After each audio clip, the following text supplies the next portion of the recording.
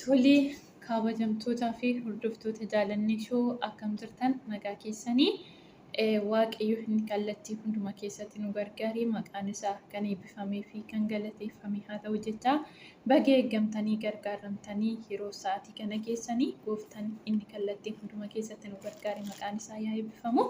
Egaa viidiyoodhaan gidduu keessanitti argame hin beeku badaasaa badeen jira. Nuuf galchaa jirtaa baga eeggamtanii yeroo kana geessanii egaa warroonni mana jaalannii shootii fi haaraa taatanii viidiyoo kana yuutuubii kana sabiskaraayib gochuudhaan maatii ta'aadha. Akkasuma viidiyoon keenya immoo namoota biroo akka qaqqabuuf hiriyoota keessaniif sheerii godhaa isiniin jechuun jaaladha. Warroonni jalqaba turtanii mootiin koomantii godhaa laayikii yaada qabdanii mootiin koomantii jalatti nuuf barreessaa isiniin jechuun jaaladha. Egaa akkuma tambila irratti argitan guyyaa har'aa kana namoonni baay'een karaa feesbuukii illee waa'ee obboleettii keenya yookiin immoo feeban jechuudha. Egaa biyya keenya keessatti wantoonni suukanneessan baay'ee isaa kan nama gaddisiisuu fi maalii bara dhumaatitu ta'e kan nu jechisiisu baay'ee isaa argaa jirra. Obboleessi obboleessatti garaa jabaachuu, abbaan ilmootti garaa jabaachuu. Egaa abbaadha kuni abbaan ilmootti garaa jabaachuu keessa kan nuti jirrudha jechuudha. Yaa ta'uyyuu malee waa'ee obboleettii kanaa yookiin waa'ee mucaa kanaati baay'ee garaan keenya gaddee jira. Dhugumattiin garaa dhaloota baay'eeti kan gaddee wanta suukanneessaa xiqqaanii akka kanaatiin biyya keenya keessatti raawwatamuun isaa baay'ee wanta garaa nama gaddisiisudha jechuudha.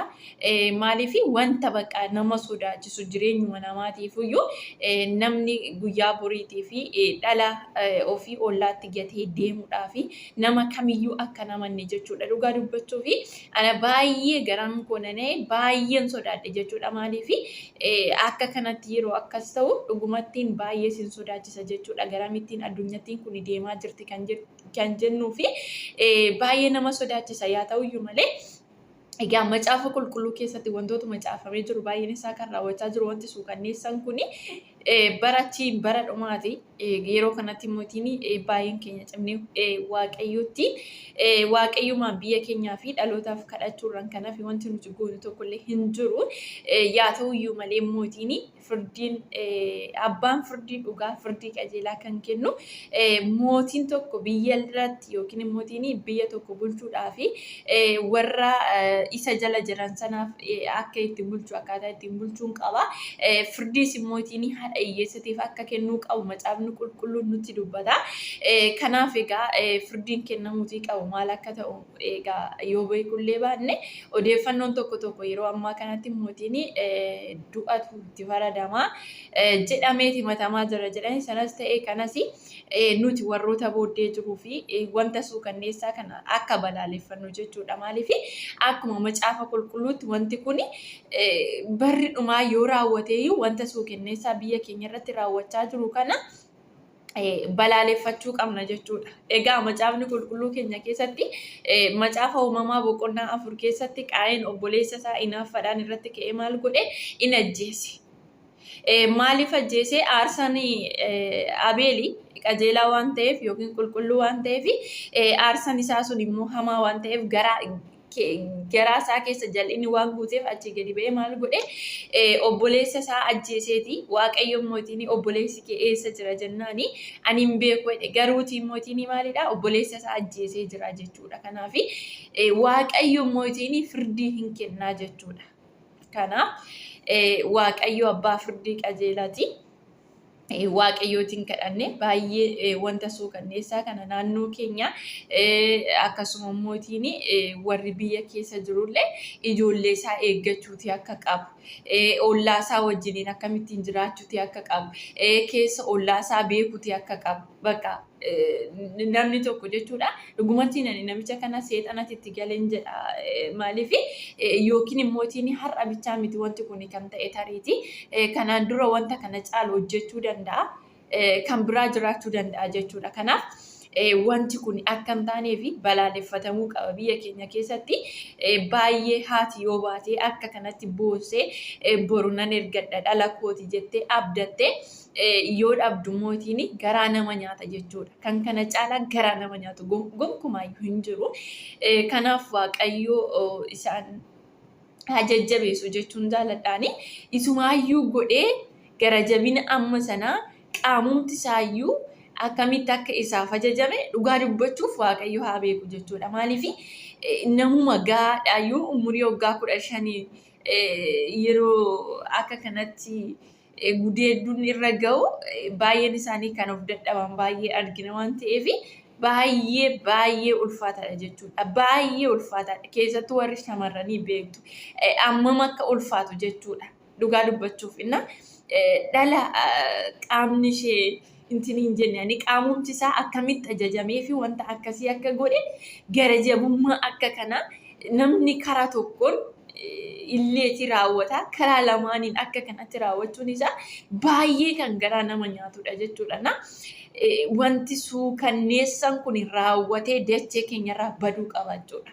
Kanaaf hundumti keenya yoo wanta kana balaaleffannee lafa keenyarraa biyya keenyarraa bakka ga'ee jira Waaqayyo akka araaran nu yaadatu jechuudha. Dhugaa dubbachuu fi wantoota baay'ee isaa yeroo akka miidiyaan garaagaraa dhiyeessu baay'ee isaa soba nutti fakkaata jechuudha.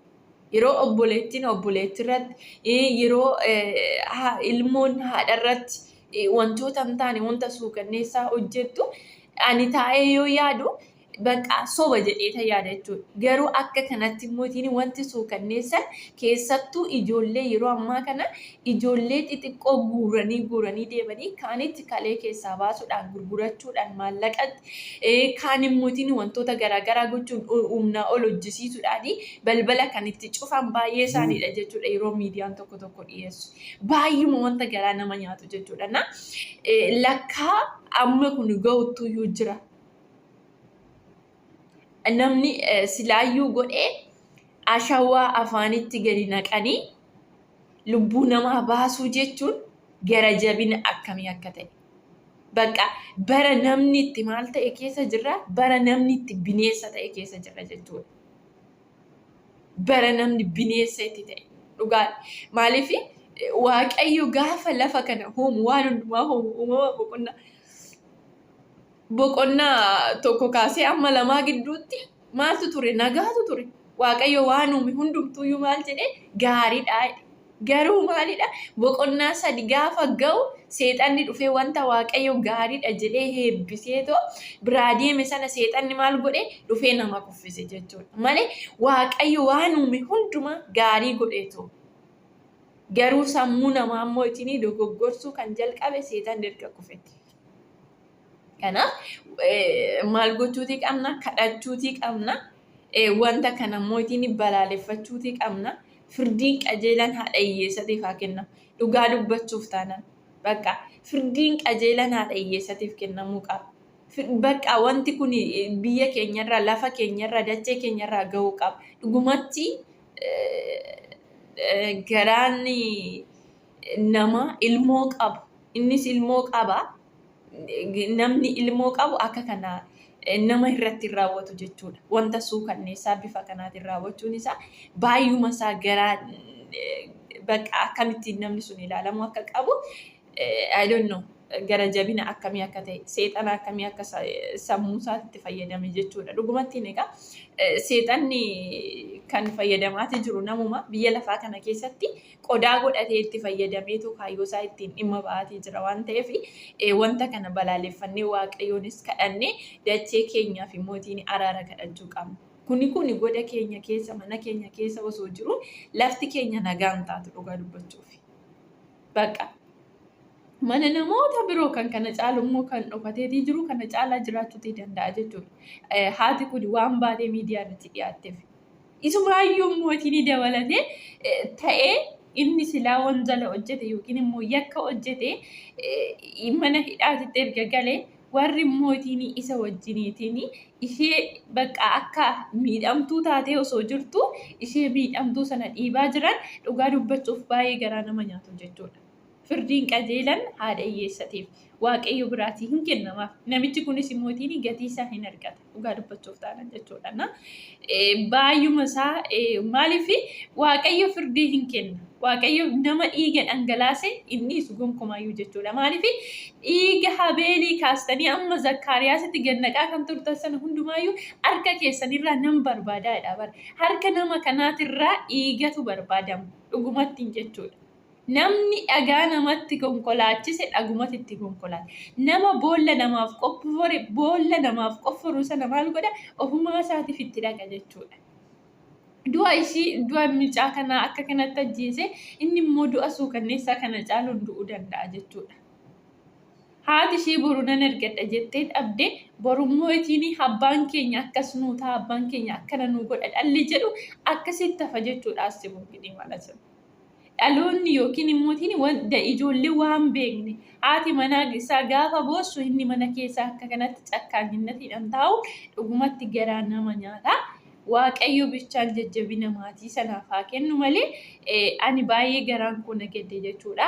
Wanti kun biyya keenyarraati jechee keenyarraati hafuu qaba jechuudha bakka. Namni kamiyyuu waan kana balaaleffachuu qaba. Firdii akka